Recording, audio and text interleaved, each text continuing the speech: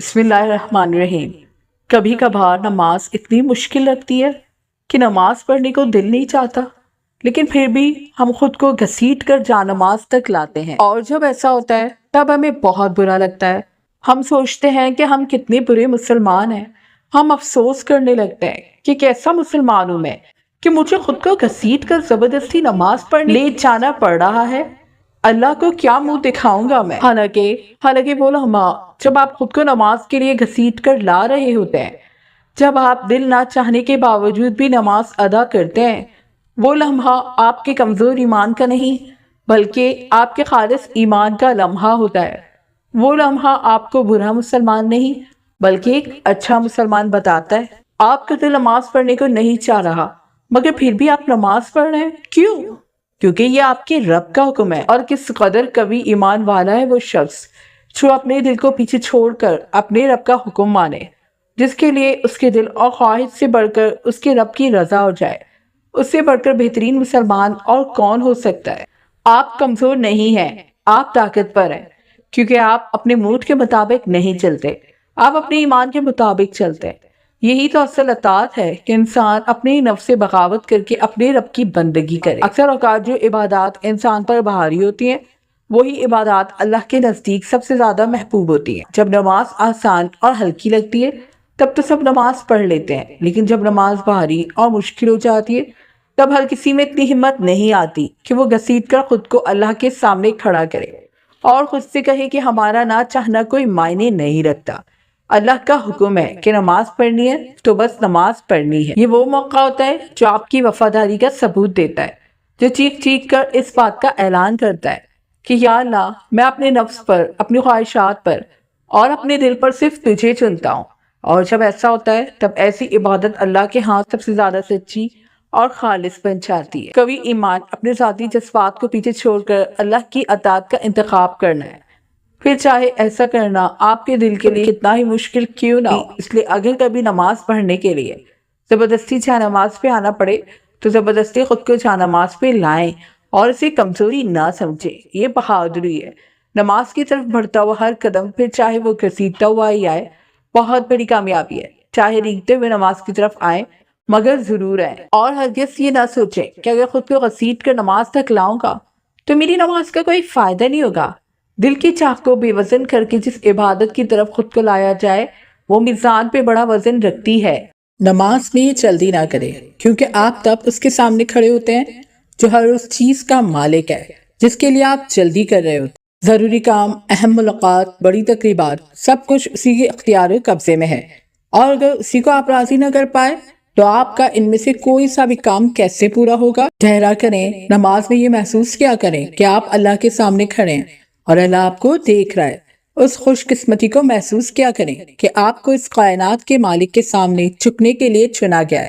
آپ کو اس توفیق کا عظیم انعام حاصل ہوا ہے۔ وقت میں برکت دینے والا، دلوں کو سکون سے بھرنے والا، معاملات کو خیر تک پہنچانے والا اور آپ کی فکروں کا حل نکالنے والا وہی ہے جس کے سامنے آپ نماز میں کھڑے ہوتے ہیں اور جلدی کر رہے ہوتے ہیں۔ یہ دنیا جس کے لیے آپ جلدی کرتے ہیں، یہ دنیا کہیں نہیں جانی۔ جب آپ نماز پڑھ کر اٹھیں گے تو یہ دنیا اور اس کے معاملات سب یہیں ہوں گے، مگر وہ نماز نہیں ہوگی تو اس دنیا کے لیے آپ نے ضائع کر دی۔ وہ نماز پھر واپس نہیں آئے گی۔ اگلی نماز ہو سکتا ہے کہ آ جائے اگر زندگی رہی، مگر وہ جو نماز جلدی میں ضائع ہو گئی وہ دوبارہ نہیں آئے گی۔ اس بات کو غور سے سنیں، اس بات کو سنجیدگی سے لیں، اپنی نمازوں کی حفاظت کریں، کیونکہ ان کی حفاظت میں ہی آپ کی حفاظت ہے۔ آپ انہیں محفوظ رکھیں گے تو ہی دنیا میں، قبر میں اور آخرت میں آپ محفوظ کیے جائیں گے۔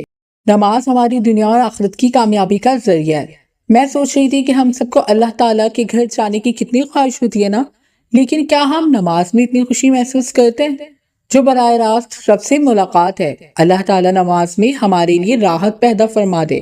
اللہ تعالیٰ نماز کو ہماری آنکھوں کی ٹھنڈک بنا دے۔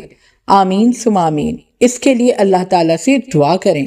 نماز اتنی اہم ہے کہ اللہ تعالیٰ نے نبی صلی اللہ علیہ وآلہ وسلم کو معراج پر ہمارے لیے نماز کا تحفہ دیا، اور نبی صلی اللہ علیہ وسلم نے اس دنیا سے رخصت ہوتے وقت ہمیں جس چیز کی سب سے زیادہ تلقین فرمائی وہ نماز اور غلاموں کا خیال رکھنا تھا۔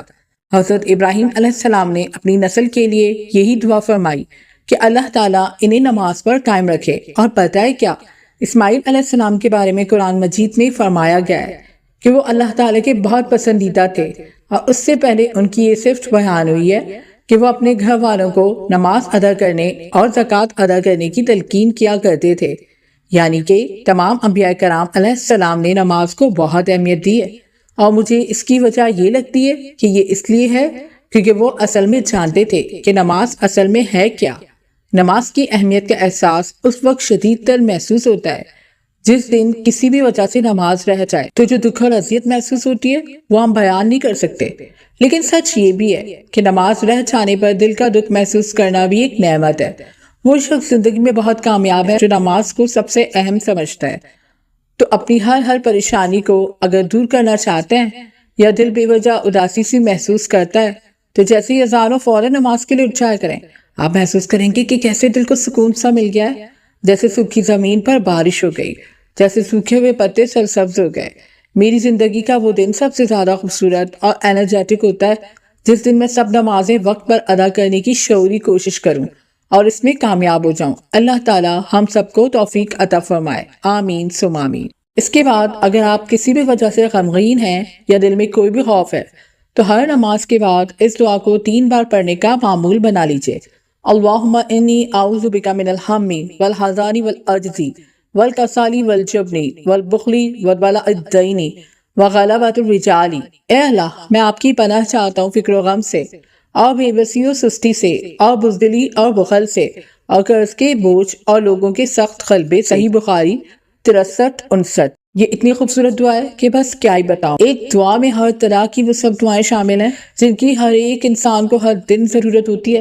اس دعا سے بڑے بڑے لوگوں کو بڑے بڑے فائدے حاصل ہوئے ہیں۔ یہ دعا ایک مقبول دعا ہے تو اسے لازمی پڑھا کیجیے۔ اپنے صبح اور شام کے اذکار میں اس دعا کو شامل کر لیجیے، بہت فائدہ ہوگا انشاءاللہ تعالی۔ اور نماز کو وقت پر ادا کرنے کا معمول بنا لیجیے۔ سارا دن بہت خوبصورت گزرے گا، جیسے کوئی وعدہ پورا کیا گیا یا جیسے آپ نے امانت ادا کی ہو۔ اللہ تعالیٰ توفیق دے، آمین۔ نماز پر بات کرنا آپ کو کیسا لگا؟ کیا اس کی ضرورت تھی آپ کو؟ کامنٹس میں لازمی بتائیے گا۔ جزاک اللہ۔